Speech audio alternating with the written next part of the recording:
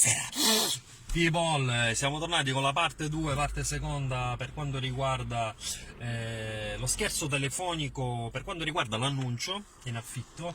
Avete rotto il cazzo, dimostrazione busta paga, quanto cazzo guadagna al mese, quanti peli del buco del culo, quanti buchi del culo hai, quanti peli su quel buco hai o su quei buchi, quello, ognuno ha i suoi buchi, e niente, quindi chiamiamo. Dio santissimo, ci faccio sapere chi.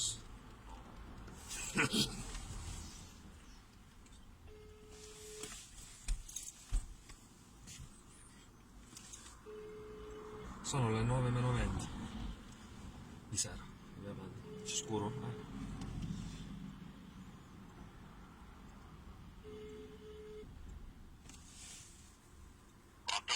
buongiorno, aspetta un attimo. Oh, astuto sto focolaro, bene. Sta sbambando la manetta. Sì, mi scusi, come vicino stava sbambando la viuzza. Senta, io ho visto un annuncio su internet, sul sito, vista la casa, era bella. Volevo sapere come è abissata la cosa, come abbissiamo. È libera? Pronto? No, non mi piace, però attualmente non è disponibile. Quando ci posso abbiare la chiamata? Perché era interessante, belle foto, sai? Belle.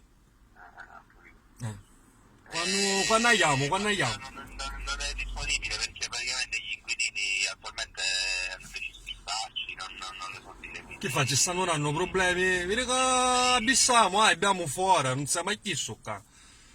Abbiamo fuori, se avete problemi vengo io direttamente, abbiamo fuori, e poi io ci vado a casa.